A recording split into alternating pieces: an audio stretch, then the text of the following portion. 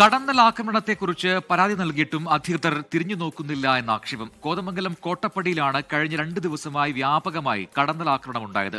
സമീപത്തെ സ്കൂളുകളിലെ വിദ്യാർത്ഥികളുടെ ജീവന് പോലും ആപത്താണ് എന്ന് പറഞ്ഞിട്ടും പരിഹാരമില്ലെന്ന് നാട്ടുകാർ പറയുന്നു.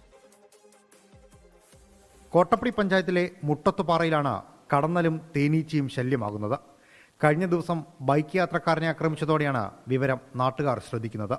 തൊട്ടടുത്ത ദിവസം സാബു എന്ന ക്ഷീരകർഷകന്റെ 4 പശുക്കളും ആക്രമണത്തിനിരയായി. വിഷയം വനം വകുപ്പിനെ അറിയിച്ചപ്പോൾ അഗ്നിരക്ഷാസേനയെ വിളിക്കാനാണ് നിർദ്ദേശിച്ചത്. അഗ്നിരക്ഷാസേന പഞ്ചായത്തിൽ പരാതി പറയാനും പഞ്ചായത്ത് അധികൃതർ വിഷയം കേൾക്കാൻ പോലും നിന്നില്ല എന്ന നാട്ടുകാർ. ആനക്കുളവിടെ കൂടും ഉണ്ട്, വനതേൻ്റെ ഈച്ചയുണ്ട്. ഫോറസ്റ്റുകാരെ വിവരം അറിയിച്ചു, ഫയർഫോഴ്സിനെ വിളിച്ചു. അപ്പോൾ അവർ പറഞ്ഞു ഫോറസ്റ്റുകാരെ വിളിക്കാൻ പറഞ്ഞു. അപ്പോൾ അത് ഫോറസ്റ്റുകാരെ കൊണ്ടൊന്നും ചെയ്യാൻ പറ്റില്ല എന്നാണ് പറഞ്ഞത്. ഒരു കൂട് കത്തിച്ച് കളയണതിന് 3000 രൂപ വെച്ച് 2 കൂടിന് 6000 രൂപ കൊടുക്കണം എന്നുള്ള രീതിയാണ് പറയണത്. അതിപ്പോൾ എസ്റ്റേറ്റുകാരും അതിന് തയ്യാറായിട്ടില്ല.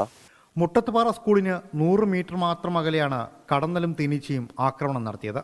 സംഭവത്തിൽ സ്കൂൾ അധികൃതർ ആശങ്ക അറിയിച്ചെങ്കിലും അധികാരികൾ പരിഗണിച്ചിട്ടില്ല. വിഷയത്തിൽ പ്രതിഷേധവും ശക്തമാണ്. 24 ഇടുക്കി. ലോകത്തെവിടെയായാലും ഏത് സമയത്തും 24 വാർത്തകളും ഓഗ്മെന്റഡ് റിയാലിറ്റി പാക്കേജുകളും എക്സ്പ്ലെയിനറുകളും വിശദമായി കാണാൻ ഞങ്ങളുടെ യൂട്യൂബ് ചാനൽ നിങ്ങൾക്ക് സബ്സ്ക്രൈബ് ചെയ്യാം.